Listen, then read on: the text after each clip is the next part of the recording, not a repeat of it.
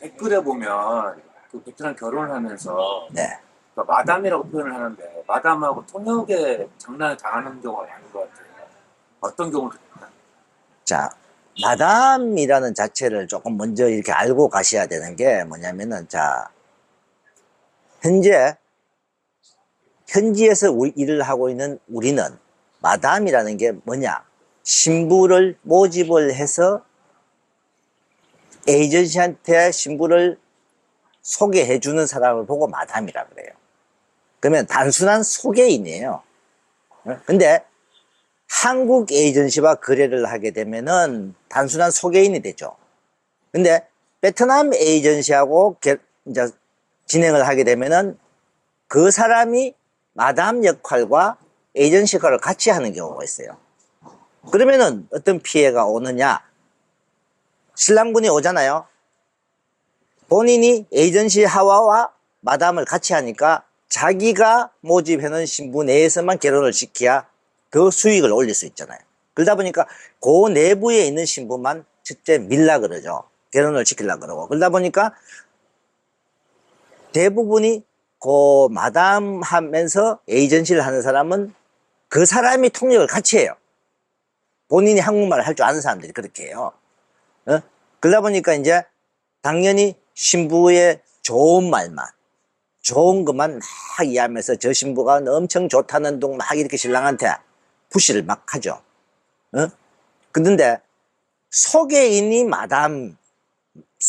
마담은요, 어차피 여기 개입을 못 해요. 자, 제가 에이전시다. 그러면 나한테 보내주는 역할만 하지, 맞선을 볼 때 제가 보는, 저희 회사의 통역이 통역을 하고 이렇게 하는데, 근데 베트남 사람들이 진행을 할 때 그 통역도 장난을 칠 수가 있고, 그는 일부 뭐냐, 그 신부들 중에서 통역한테 그런 말을 해요. 내가 좀 결혼하게 해주면은, 좀 밀어주면은 나중에 신랑한테 용돈 받은 거 내가 언니한테 얼마 줄게, 이렇게 푸시를 하는 경우가 있어요. 그 다음에 마담들한테도, 그러니까 소개 에이전시를 하는 마담한테도 저 빨리 결혼하게 주면은 뭐 나중에 소개비로 얼마 줄게요, 이런 게 있고. 그 정도 머리띠 신부 같으면 위험한 이상인데 신부인데. 그러니까 그 마담이 직접 에이전시를 하는 경우는 신랑분들이 오잖아요. 그러면은 맞선 보는 숫자가 한계가 돼 있어요. 숫자가 얼마 안 돼요. 보통 가끔 제가 사고 난 신랑분들 저한테는 내가 몇 명 맞선을 받냐고, 몇 명 중에서 몇 명을 골라서 맞선을 받냐고 물어보면 10명 선이에요. 저희가 맞선을 볼 때, 본 맞선을 보기 전에 가맞선을 먼저 이렇게 중에 수십 명, 약 30명에서 많게는 7, 80명까지 중에서 그 선택을 해서 맞선을 보잖아요. 그러면 저희들은 저한테 소개해주는 소개인 마담의 수십 명하고 거래를 해요. 한 명, 두 명이 아닌 수십 명하고 거래를 하는데, 한국 사장들은, 에이전시를 하는 한국 사장들은 대부분 많은 사람들하고 거래를 합니다. 근데 베트남 에이전시 하는 마담들은 최대한 자기들 보유한 신부들 중에서 먼저 하려고 그러고, 그래야 신랑 쪽에서도 한국 업체에서 소개비를 받을 거고 돈을 더 많이 벌잖아요. 그리고 신부들 쪽에도 일부 또 받는 사람이 있을 수 있지만 지금 신부들한테는 웬만큼 안 받는 걸로 거의 돼 있어요. 근데 신부가 저를 빨리 해주면은 더 줄게요 하는 신부가 있다 이 말이죠. 근데 통역한테 장난을 당하는 거는요, 이 결혼시키는 에이전시가 베트남 말을 전혀 몰랐을 때예요. 자, 저희들도 신부가 통역한테 부탁을 하는 경우가 있어요. 통역이 저한테 이야기를 해요. 사장님, 저 신부 뭐 저한테 뭐 이렇게 부탁을 해와요. 그래갖고 부탁을 합니다라고. 그 신부 안녕히 가세요. 근데 베트남 마담이 거래를 하고 진행을 할 때는 통역들도 장난을 치죠. 그 다음에 본인이 통역을 직접 할 때는 본인이 장난을 칠 수밖에 없고, 그걸 어떻게 알았지? 진행을 누가 하느냐예요. 현지 와서. 현지에서. 그래서 제가 전에도 말한 적 있잖아요. 한국 업체 사장이 중요한 게 아니라고, 한국 업체 사장이 베트남 데려와서 베트남 현지에서 누가 결혼시키느냐를 물어보러 가는 거예요. 베트남 현지에서 결혼시키는 게 한국 사람이냐 베트남 사람이냐. 베트남 사람이 한다 그러면 됐으면 그 길을 피하라 그러는 거죠. 왜? 저한테 한국 사장님들이 저한테 문의가 가끔 와요. 서류에 대해서 문의가 와요. 그러면 베트남 사람과 거래를 하다 보니까 한국 사장이 서류를 잘 몰라요.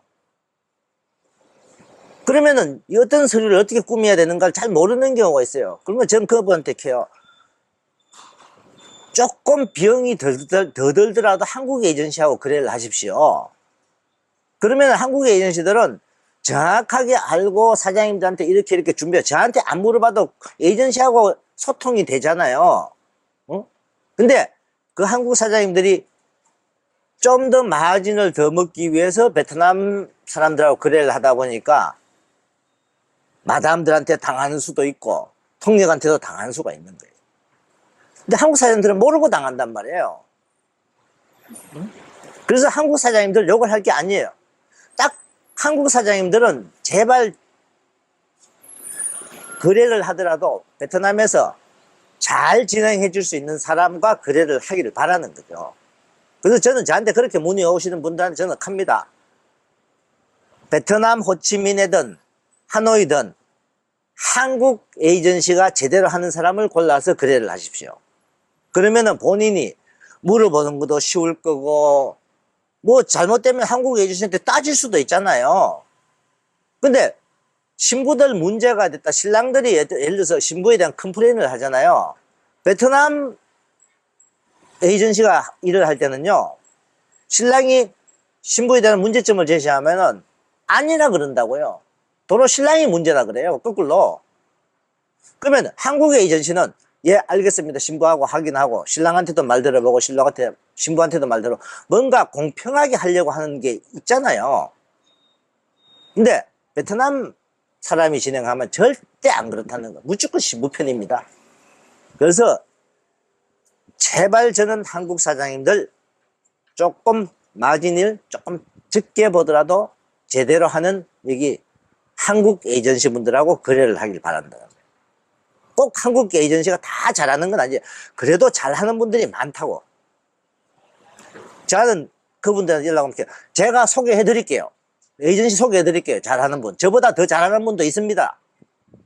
진짜 있어요. 저보다 더 오래되고 잘하는 분들요. 여기 많아요. 응?